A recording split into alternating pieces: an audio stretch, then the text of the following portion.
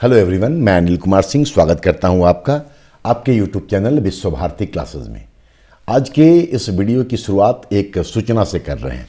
आपको ये सूचना देनी है कि मैंने संस्थान में ऑफलाइन मेंस 11th जेपीएससी को ध्यान में रखते हुए स्टार्ट किया है। उसके लिए 18 तारीख को हमने एक इंट्रोडक्टरी क्लास लिया था। 29 तारीख से ये बैच रेगुलर क्रम में स्टार्ट हो जाएगा। 29 तारीख को हम इंडियन इकोनॉमी के सिलेबस पर डिस्कशन करेंगे और उसके अगले दिन से ये क्लास कंटिन्यू हो जाएगा। तो अगर आपको इस संदर्भ में कोई जानकारी चाहिए तो आप हमसे कांटेक्ट कर सकते हैं। और कांटेक्ट करने के लिए चैनल के कम्युनिटी पोस्ट पर इस मुख्य परीक्षा के बैच के संदर्भ में एक नोटिस दिया हुआ है और उस नोटिस पर मेरा कांटेक्ट नंबर है, जिसके थ्रू आप हमसे बात कर सकते हैं, कांटेक्ट कर सकते हैं और इस संदर्भ में अगर कोई जानकारी हासिल करना हो तो आप जानकारी हासिल कर सकते हैं। अब आते हैं आज के वीडियो पर। आज का हमारा ये वीडियो जो है वो जेपीएससी प्रारंभिक परीक्षा के पेपर 1 में जो आपका आखिरी सेगमेंट है, जिसको कि मिसलेनियस के नाम से हम लोग जानते हैं, जहां से 15 क्वेश्चन पूछे जाने हैं और उन क्वेश्चन का जो दायरा होगा वो बहुत बड़ा होगा। उसमें यूएनओ है, ह्यूमन राइट्स है, पॉवर्टी है, अनएम्प्लॉयमेंट है, डिजास्टर मैनेजमेंट है, अर्बनाइजेशन है, ऐसे कई सारे सेगमेंट हैं जिससे कि क्वेश्चन पूछे जाएंगे। इस सेगमेंट को ध्यान में रखते हुए एक वीडियो हम ऑलरेडी आप तक पहुंचा चुके हैं। संभव है आपने उसको देखा होगा, अगर नहीं देखें तो प्लीज उसको देखिए। और उसी से संबंधित आज का वीडियो भी हम बनाने जा रहे हैं, जिस पर कि मिसलेनियस से जुड़े हुए आपको 25 क्वेश्चन देखने को मिलेंगे और जहां आवश्यकता होगी हर वीडियो में जैसे हम एक्सप्लेन करते हैं यहां पर भी एक्सप्लेन कर देंगे। हालांकि बहुत सारे क्वेश्चन को एक्सप्लेन नहीं करेंगे, छोटा छोटा करके आप इसको याद करते चलिए। इस संदर्भ में आपकी प्रतिक्रिया के अनुरूप हम और भी वीडियो लेकर के आते रहेंगे। आने वाले दिनों में बैकलॉग का भी एग्जाम है, तो जिन विद्यार्थियों को ये परीक्षा देनी है उनके लिए ये नितांत आवश्यक है कि वो फटाफट इन चीज़ों को देख लें और जिनको कल की तारीख में जेपीएससी की परीक्षा देनी है उनके लिए भी ये वीडियो उपयोगी सिद्ध होगा, क्योंकि कंटेंट तो वही रहने हैं। चलिए हम लोग फिर क्वेश्चन का सिलसिला शुरू करते हैं। Question number 1, UNO united nation organisation के द्वारा मानवाधिकार के सार्वभौमिक घोषणा पत्र के किस अनुच्छेद में विधि के समक्ष समता, इक्वलिटी बिफोर लॉ का प्रावधान है? सही उत्तर है इसका अनुच्छेद 7, मतलब कि मानवाधिकार के सार्वभौमिक घोषणा पत्र के अनुच्छेद 7 में विधि के समक्ष समता का प्रावधान किया गया है, जबकि इसके अनुच्छेद 2 में भेदभाव का निषेध है या प्रतिषेध किया गया है। अनुच्छेद 4 में दास्ता उन्मूलन का प्रावधान किया गया है और अनुच्छेद 8 में मूल अधिकारों को न्यायिक संरक्षण प्रदान करने की बात कही गई है। तो इसके यूएनओ के मानवाधिकार के सार्वभौमिक घोषणा पत्र में जो 30 अनुच्छेद हैं उनमें से 4 तो आपको इसके माध्यम से याद हो जाएगा और ये चारों अत्यंत ही इंपॉर्टेंट है। चलिए नेक्स्ट क्वेश्चन की ओर जाएं। राष्ट्रीय मानवाधिकार आयोग के 5 पूर्णकालिक सदस्यों की नियुक्ति कौन करता है? सबसे पहले राष्ट्रीय मानवाधिकार आयोग की संरचना को थोड़ा सा आप समझ लें तो फिर इस क्वेश्चन को करना आपके लिए आसान हो जाएगा। राष्ट्रीय मानवाधिकार आयोग में 2019 में संशोधन किया गया और उस संशोधन के बाद इसके सदस्यों का संरचना कुछ इस प्रकार है कि एक अध्यक्ष होंगे राष्ट्रीय मानवाधिकार आयोग के। ये जो अध्यक्ष होंगे वो सर्वोच्च न्यायालय के रिटायर्ड मुख्य न्यायाधीश या कोई न्यायाधीश में से होंगे। जबकि इसके सदस्यों को देखें तो सदस्यों को हम लोग 2 भागों में बांट सकते हैं, मतलब अध्यक्ष के अलावा 5 पूर्णकालिक सदस्य होंगे, जिसके संदर्भ में आपका क्वेश्चन पूछा हुआ है, और 7 पदेन सदस्य होते हैं, एक्स ऑफिसियो मेंबर होते हैं। एक अध्यक्ष, 5 पूर्णकालिक सदस्य और 7 पदेन सदस्य। ये जो पूर्णकालिक सदस्य हैं जिससे आपका सवाल है, हम फिर दोहरा रहे हैं, इसमें कौन कौन शामिल हैं ये भी जान लीजिए। तो इस पूर्णकालिक सदस्य में एक सदस्य सर्वोच्च न्यायालय के वर्तमान या भूतपूर्व न्यायाधीश होंगे, एक सदस्य हाई कोर्ट का वर्तमान या भूतपूर्व न्यायाधीश होंगे और इसके अलावा 3 मानवाधिकार के संदर्भ में जानकारी रखने वाले व्यक्ति होंगे, जिसमें से एक महिला का होना आवश्यक है। तो ये 5 पूर्णकालिक सदस्य। इसके अलावा 7 पदेन सदस्य होते हैं, उसको भी एक बार आप जरूर सुन लें। इसमें एक राष्ट्रीय अनुसूचित जाति आयोग के अध्यक्ष होंगे, एक राष्ट्रीय अनुसूचित जनजाति आयोग के अध्यक्ष होंगे, एक सदस्य राष्ट्रीय अल्पसंख्यक आयोग का अध्यक्ष होगा, एक राष्ट्रीय महिला आयोग के अध्यक्ष होंगी, एक सदस्य राष्ट्रीय पिछड़ा वर्ग आयोग का अध्यक्ष होगा, एक सदस्य मतलब छठा सदस्य राष्ट्रीय बाल संरक्षण आयोग के अध्यक्ष होंगे और एक दिव्यांग जनों से संबंधित आयुक्त होंगे। तो एक अध्यक्ष, 5 पूर्णकालिक और 7 पदेन सदस्य, ये इसकी संरचना है वर्तमान में, जो कि 2019 के अमेंडमेंट के तहत वर्तमान के लिए व्यवस्थित है। अब प्रश्न पर वापस आते हैं। राष्ट्रीय मानवाधिकार आयोग के 5 पूर्णकालिक सदस्यों की नियुक्ति कौन करता है? सही उत्तर है इसका बी, प्रधानमंत्री के नेतृत्व में गठित एक उच्च स्तरीय समिति की सिफारिश पर राष्ट्रपति के द्वारा। फिर से दोहरा दें कि इसका सही उत्तर है बी, जिसमें इन 5 पूर्णकालिक सदस्यों की नियुक्ति प्रधानमंत्री के नेतृत्व में गठित एक उच्च स्तरीय समिति की सिफारिश पर राष्ट्रपति के द्वारा की जाएगी। चलिए अब नेक्स्ट क्वेश्चन की ओर चलें। नंबर 3, सुनामी किस प्रकार की आपदा की श्रेणी में आता है? जलीय आपदा, वायुमंडलीय आपदा, कृत्रिम आपदा या फिर प्राकृतिक आपदा? सुनामी समुद्र में आता है, आप सब जानते हैं, इसलिए जल्दबाजी में जलीय आपदा नहीं कीजिएगा, क्योंकि इसका सही उत्तर है प्राकृतिक आपदा। ये जो है ये नेचुरल डिजास्टर होता है सुनामी। नंबर 4, कौन सा कथन गलत है? कौन सा कथन गलत है, मतलब 3 आपके लिए जानकारी है। पहला देखिए, बचाव एवं राहत आपदा प्रबंधन के प्रथम चरण का हिस्सा है। यही इस सवाल में गलत है। बचाव एवं राहत आपदा प्रबंधन के प्रथम चरण का हिस्सा नहीं है। थोड़ा सा इसको समझ लीजिए। आपदा प्रबंधन जो होता है एक जटिल और सतत प्रक्रिया है और साथ ही बहुपक्षीय, मतलब कई सारे डायमेंशन है, कई सारे काम करने होते हैं। तो आपदा प्रबंधन एक जटिल, सतत और बहुपक्षीय प्रक्रिया है। और ये जो सवाल है ये आपदा शमन या डिजास्टर मिटिगेशन से जुड़ा हुआ है, जिसके कि 3 फेज होते हैं। एक आपदा पूर्व की प्रक्रिया, जिसमें आपदा के संदर्भ में जोखिम का विश्लेषण किया जाता है, चेतावनी दी जाती है और वैकल्पिक व्यवस्था किया जाता है। दूसरा जो फेज है वो है आपदा के दौरान प्रक्रिया। आपदा के दौरान प्रक्रिया, तो दूसरे चरण में आपदा का जब स्थिति उत्पन्न हो जाए तब क्या किया जाएगा? तो बचाव और राहत, कई सारे कार्यों के साथ बचाव और राहत जो होता है आपदा के दौरान की सबसे महत्वपूर्ण प्रक्रिया होती है। तो बचाव एवं राहत आपदा प्रबंधन के द्वितीय चरण का हिस्सा है, न कि पहले चरण का हिस्सा।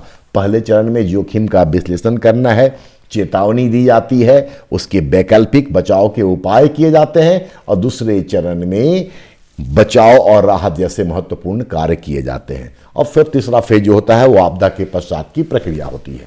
तो आंसर ए है, और बाकी आपके लिए जानकारी है। जैसे राष्ट्रीय आपदा कार्रवाई बल का गठन कब किया गया? तो आंसर हो जाएगा 2006। संसद के द्वारा आपदा प्रबंधन अधिनियम किस वर्ष पारित किया गया? तो 2005 में। इस तरीके से बाकी आपके लिए जानकारी है, और सवाल का सही जवाब है ए नंबर, जो कि दूसरे चरण का हिस्सा है। चलिए अगला क्वेश्चन देखें। नंबर 5, मानवाधिकार आयोग शिकायत करने पर या स्वतः भी मानवाधिकार हनन की जांच कर सकता है, लेकिन निम्न में से किस स्थिति में वह शिकायत पर ध्यान नहीं देता है? यहां पर आपको विकल्प मिलते हैं, जिसमें से आपको पिक आउट करना है कि सही उत्तर क्या होगा। 1 नंबर पर लिखा हुआ है यदि अस्पष्ट एवं गुमनाम तरीके से शिकायत की गई हो। दूसरे नंबर पर है यदि इससे संबंधित मामला न्यायालय में पेंडिंग या लंबित हो। और तीसरा, यदि घटना के 1 वर्ष के बाद शिकायत की गई हो। तो क्वेश्चन पूछता है कि किस स्थिति में शिकायत पर ध्यान नहीं देता है? इसका सही उत्तर है डी, उपरोक्त सभी स्थितियों में। ऐसी स्थिति अगर है कि मानवाधिकार के संदर्भ में अगर शिकायत दर्ज कराई जा रही है, यदि वो अस्पष्ट है और गुमनाम है तो नहीं ये मामला लिया जाएगा। मामला अगर पहले से कोर्ट में है तब भी ये संभव नहीं है, और 1 वर्ष के बाद अगर शिकायत की जा रही है तब भी इस तरह के मामले पर शिकायत नहीं की जा सकती है, या मानवाधिकार आयोग उस पर ध्यान नहीं देगा। तो सही उत्तर है डी। नंबर 6, किसी प्रजाति को, इन्वायरमेंटल साइंस से क्वेश्चन है क्योंकि पर्यावरण से संबंधित क्वेश्चन भी आपसे पूछे जाएंगे इस सेगमेंट में। किसी प्रजाति को विलुप्त माना जा सकता है जब वह पिछले खाली जगह है वर्षों से, मतलब कितने वर्षों से, अपने प्राकृतिक आवास में नहीं देखा गया हो। ज्यादा कुछ इसमें करने की जरूरत नहीं है, सीधा हम आंसर बताते हैं और आंसर है ए। 50 वर्ष से अगर वो अपने प्राकृतिक आवास में नहीं देखा गया है तो ऐसी प्रजाति को विलुप्त मानी जाती है। नंबर 7, कॉन्फ्रेंस ऑफ पार्टीज, जिसको शॉर्ट में कॉप कहा जाता है। कॉन्फ्रेंस ऑफ पार्टी या कॉप क्या है? जैव विविधता सूचकांक, जैव विविधता सम्मेलन का अधिशासी निकाय मतलब कि गवर्निंग बॉडी, जलवायु संरक्षण पर जारी किया गया प्रोटोकॉल, या फिर जैव विविधता सम्मेलन। इस सवाल का सही जवाब है बी, जैव विविधता सम्मेलन का अधिशासी निकाय। थोड़ा सा प्रिंटिंग मिस्टेक है, जैव विविधता सम्मेलन का अधिशासी निकाय मतलब कि गवर्निंग बॉडी। ठीक है, तो ऑप्शन बी कॉप का सही उत्तर है। नंबर 8, किस प्रकार का प्रदूषण स्वयं में प्रदूषण एवं प्रदूषण कारक मतलब पॉल्यूशन एंड पॉल्यूशन फैक्टर दोनों है? और इसका सही जवाब है सी, रेडियोधर्मी प्रदूषण। नंबर 9, गणेश शंकर विद्यार्थी पुरस्कार, क्योंकि आपके उस सेगमेंट में अवार्ड से भी जुड़ा हुआ प्रश्न पूछा जाएगा और वहां वो करंट वाला क्वेश्चन नहीं पूछा जाएगा क्योंकि करंट के लिए करंट अफेयर्स है। तो करंट अफेयर्स में भी पुरस्कार से क्वेश्चन पूछे जाएंगे, लेकिन आपका जो सिलेबस है उसमें ट्रेडिशनल जो फैक्ट्स है उससे जुड़े हुए सवाल पूछे जाएंगे। गणेश शंकर विद्यार्थी पुरस्कार किस क्षेत्र में योगदान के लिए दिया जाता है? गणेश शंकर विद्यार्थी भारत के इतिहास के आधुनिक भारत से संबंधित हैं।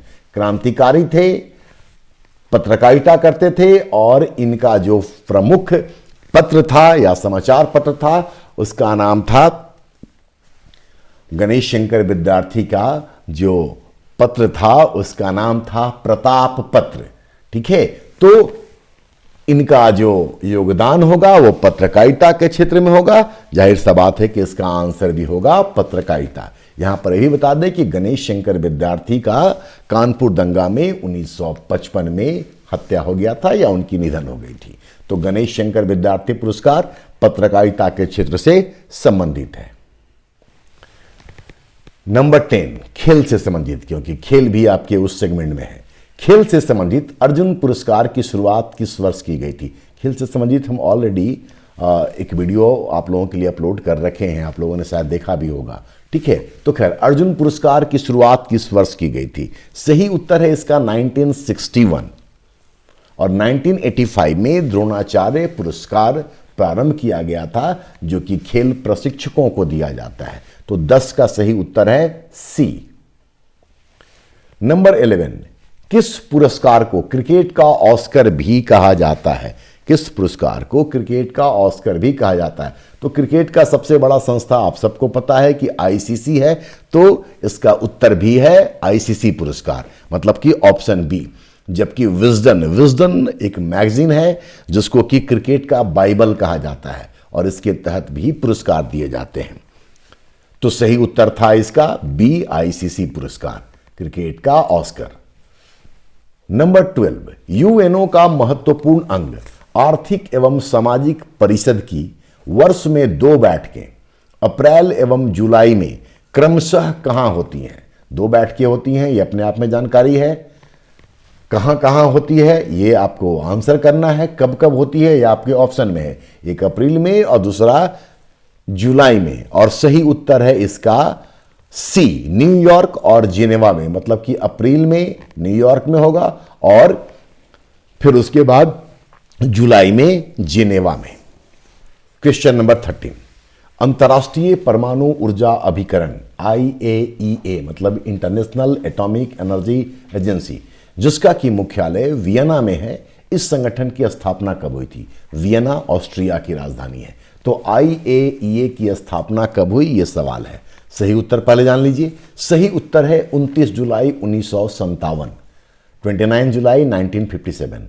चूंकि आपके सिलेबस में यूएनओ और उसकी बाकी एजेंसी से संबंधित भी प्रश्न पूछे जाएंगे, सिलेबस में मेंशन्ड है, इसलिए बाकी जो तारीखें हैं वो भी आपके लिए महत्वपूर्ण है, इसलिए उनको भी आप याद कर लीजिए। 7 अप्रैल 1948 इस दिन WHO वर्ल्ड हेल्थ ऑर्गेनाइजेशन का गठन किया गया और वर्ल्ड हेल्थ ऑर्गेनाइजेशन का हेडक्वार्टर या मुख्यालय जेनेवा में है। 16 अप्रैल 1945 इस दिन FAO food and agriculture organisation की स्थापना की गई और FAO का मुख्यालय रोम में है। नंबर डी, 7 दिसंबर 1944 इस दिन ICAO international civil aviation organisation का गठन किया गया। ICAO फिर से दोहरा दे, इंटरनेशनल सिविल एविएशन ऑर्गेनाइजेशन, जिसका की हेडक्वार्टर मॉन्ट्रियल में है। तो ये चारों डेट आपके लिए इंपॉर्टेंट है और IAEA जो इस सवाल से संबंधित है इसका 29 जुलाई 1957। नंबर 14, UNO के सुरक्षा परिषद के 10 अस्थायी सदस्य राष्ट्रों का चयन महासभा के द्वारा कितने वर्षों के लिए किया जाता है? ठीक है, तो सही उत्तर है इसका 2 वर्ष। यूएनओ के सुरक्षा परिषद के 10 अस्थायी सदस्य राष्ट्रों का चयन महासभा जनरल असेंबली के द्वारा कितने वर्षों के लिए किया जाता है? तो 2 वर्षों के लिए किया जाता है। तो यूएनओ में 10 अस्थायी सदस्य होते हैं, 2 वर्षों के लिए चुने जाते हैं और 5 इसके अस्थायी सदस्य होते हैं यूनाइटेड नेशन सिक्योरिटी काउंसिल में। ये 5 सदस्य राष्ट्र को आप ऐसे याद कर लीजिए, फा बी रुचि, अफा बी रुचि, अ से अमेरिका, फा से फ्रांस, बी से ब्रिटेन, रू से रूस और ची से चीन। अफा बी रुचि, ये 5 इसके जो हैं ये UNSC के परमानेंट मेंबर हैं और जो 10 टेम्पररी मेंबर बनते हैं वो 2 वर्षों के लिए महासभा के द्वारा चुने जाते हैं। नेक्स्ट क्वेश्चन, ये भी यूएनओ से है। यूएनओ ने अपने ध्वज को किस दिन अपनाया था? सही उत्तर है इसका 20 अक्टूबर 1947। 20 अक्टूबर 1947 को यूएनओ ने अपने फ्लैग को एडॉप्ट किया था, जबकि 24 अक्टूबर 1945 को आप सब जानते हैं कि यूएनओ की स्थापना हुई थी। नंबर 16, यूएनओ के संबंध में कौन सा कथन सही नहीं है? मतलब 3 कथन जो है वो सही है, वो आपके लिए जानकारी हो सकती है। ठीक है, जो सही नहीं है सो जान ले, पहले उसका सही उत्तर। किसी भी व्यक्ति को, ऑप्शन सी को देखें जो सही उत्तर है, किसी भी व्यक्ति को 2 कार्यकाल से अधिक बार भी महासचिव नियुक्त किया जा सकता है। यह सही नहीं है, क्योंकि सिर्फ 2 कार्यकाल तक के लिए ही महासचिव नियुक्त किया जा सकता है, जबकि ऑप्शन सी में लिखा हुआ है कि 2 कार्यकाल से अधिक बार भी, तो 2 कार्यकाल मैक्सिमम, इसके बाद महासचिव का नियुक्ति नहीं किया जाता है और बाकी ऑप्शन आपके लिए जानकारी है। नंबर 17, नगरीकरण अर्बनाइजेशन की दृष्टि से भारत है क्या है? तो सही उत्तर है एक मध्यम निम्न नगरीकृत देश। भारत इसी श्रेणी में आता है अगर हम लोग नगरीकरण की बात करेंगे तो। सी इसका सही उत्तर है। नंबर 18, जनसंख्या की दृष्टि से भारत के 3 सबसे छोटे राज्य हैं क्रमशः। ये 2011 की जनगणना पर आधारित है। ठीक है, 2021 का जनगणना का रिपोर्ट तो अभी आया नहीं है, आप सबको पता है। तो 2011 के जनगणना के अनुसार इस सवाल का सही जवाब है ए, सबसे छोटा सिक्किम, उसके बाद मिजोरम और then Arunachal. Sikkim, Mizoram, Arunachal. Next, blue flag संबंधित है, ऐसे सवाल को आराम से पढ़ लीजिएगा पहले। समुद्री जीवों की सुरक्षा से, डॉल्फिन के संरक्षण से, समुद्री उत्पादों का पर्यावरणीय दृष्टिकोण से इस्तेमाल से, या डी, समुद्र तटों को पर्यावरण की दृष्टि से स्वच्छ एवं सुरक्षित रखने से। तो ब्लू फ्लैग का संबंध है ऑप्शन डी से, समुद्र तटों को पर्यावरण की दृष्टि से स्वच्छ और सुरक्षित रखने से। नंबर 20, अमृता देवी बिश्नोई पुरस्कार क्यों दिया जाता है? अवार्ड से ये क्वेश्चन है, आपको फील्ड पता होना चाहिए कि किस फील्ड में कौन सा अवार्ड दिया जाता है? इसका सही उत्तर है बी, जीव संरक्षण के क्षेत्र में उत्कृष्ट सेवा के लिए अमृता देवी बिश्नोई पुरस्कार दिया जाता है। तो सही उत्तर है बी। नंबर 21, पर्यावरण से संबंधित प्रमुख दिवसों में कौन एक गलत है? तो विश्व जल दिवस 22 मार्च, ये सही है। विश्व वानिकी दिवस 21 मार्च, ये भी सही है। अंतर्राष्ट्रीय पर्वत दिवस ये 9 नवंबर को नहीं बल्कि 11 दिसंबर को मनाया जाता है, इसलिए इस सवाल का जवाब है सी, क्योंकि अंतर्राष्ट्रीय पर्वत दिवस 11 दिसंबर को होता है, न कि 9 नवंबर को, जबकि विश्व संरक्षण दिवस 24 अक्टूबर को मनाया जाता है।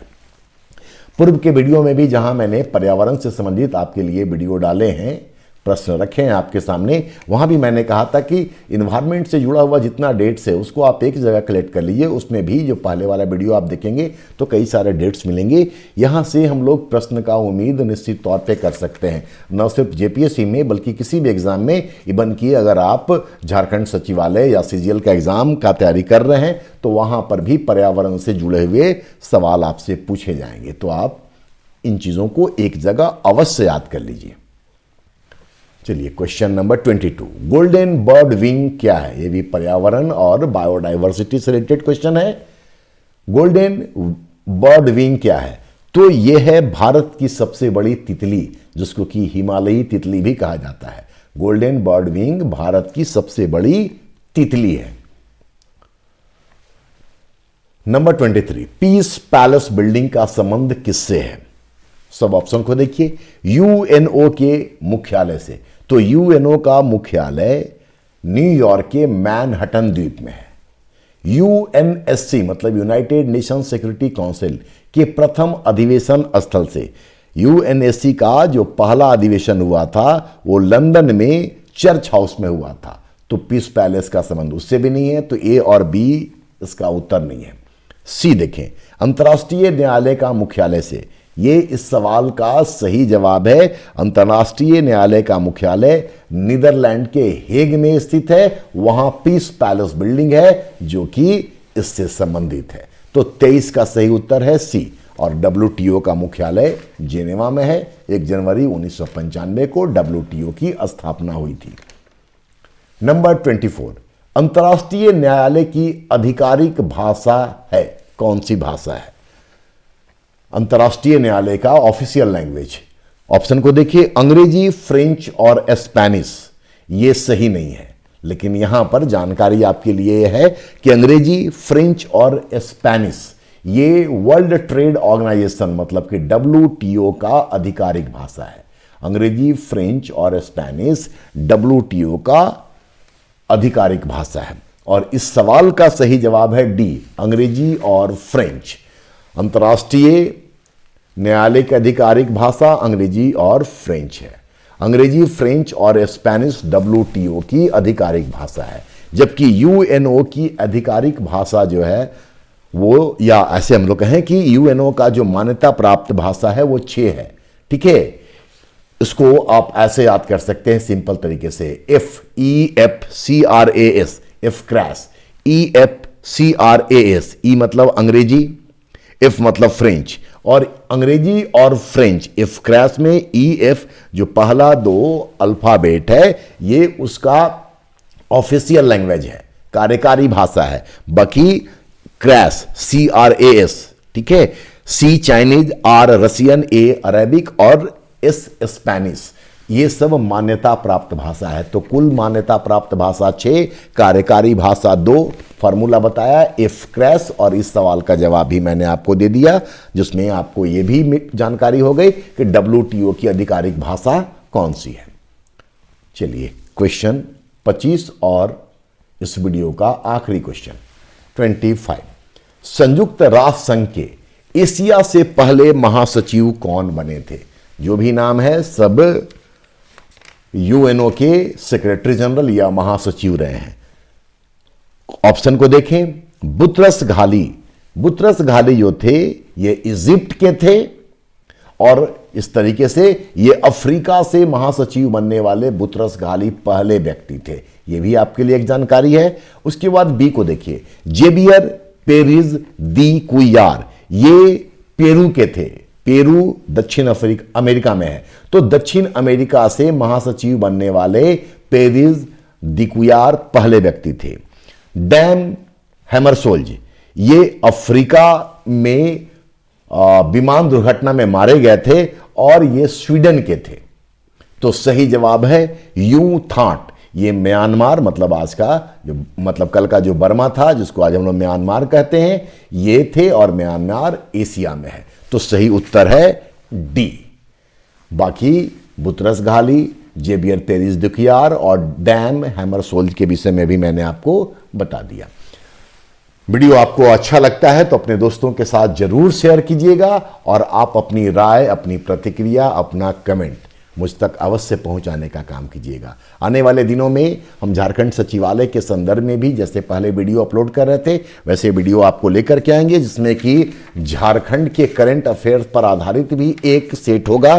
किसी व्यूअर ने ये डिमांड किया था, बीच में हम पूरा नहीं कर पाए क्योंकि सचिवालय के एग्जाम को लेकर थोड़ा उथल पुथल की स्थिति थी, लेकिन अब ऐसा लगता है कि वो 28 तारीख को हो जाएगा। तो उसके लिए भी हम वीडियो लेकर के आएंगे। मिसलेनियस से जुड़ा हुआ अभी और भी हम वीडियो लेकर के आएंगे। आप लगातार इसको देखिए, पहले वाले वीडियो भी देखिए, आपके लिए बहुत उपयोगी साबित होंगे। ये बात हम पूरे यकीन के साथ आपको कह सकते हैं। मिलते हैं हम लोग जल्द अगले वीडियो में। धन्यवाद।